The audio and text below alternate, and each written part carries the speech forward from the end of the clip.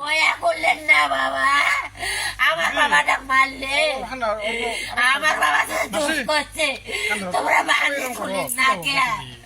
বাড়ি খুলে তোরা জরিমানা দিলেন না কে? ও ও বাবা গো, আমার বাবা নয়ন কই গেল?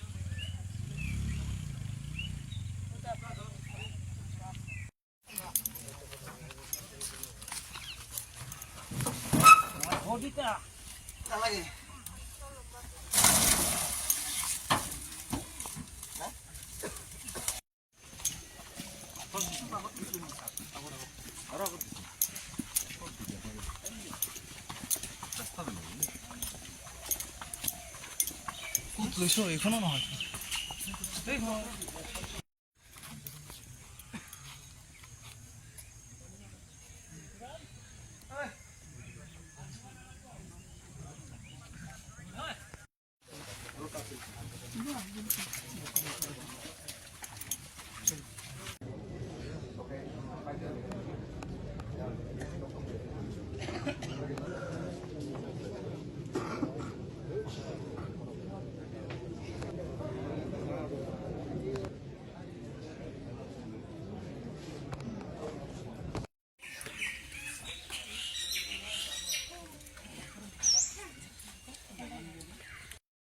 ঘটনাটো হৈছে যে মোৰ ভাইক মানে বেলেগে কি যে কাৰণত লৈ গৈছে, লৈ যাই তিনিজন মানুহ তেওঁক মাৰিছে, একদম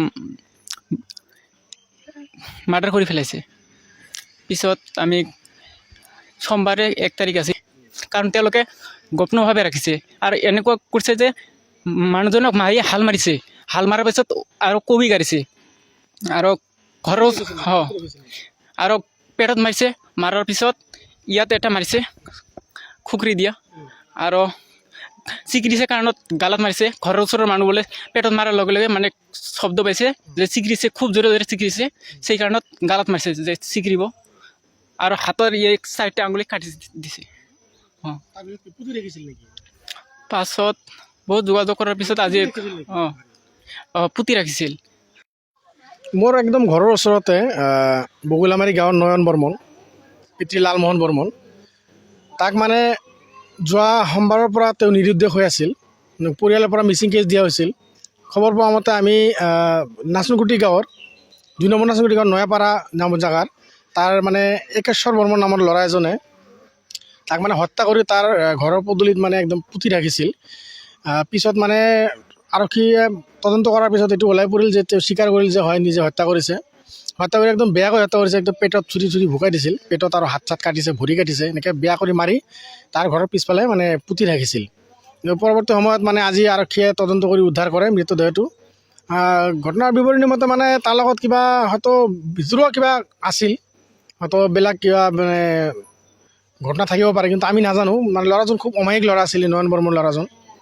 সদায় মানে আমাৰ ওচৰত গৈছিল, আমাৰ ওচৰত মানে একেলগে উঠা বহা, খুব মানে একদম অমায়িক ভাল ল'ৰা, ভদ্ৰ ল'ৰা। কিন্তু কি হৈছিল, কি কাৰণত যেনেকৈ হত্যা কৰা হ'ল, এইটো মানে আচৰিত কথা আৰু কি।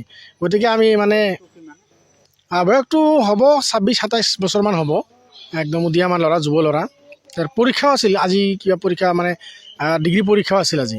কিন্তু ল'ৰাজন মানে এনেকৈ ঢুকুৱাত মানে আমি গভীৰ দুখ প্ৰকাশ কৰিছোঁ।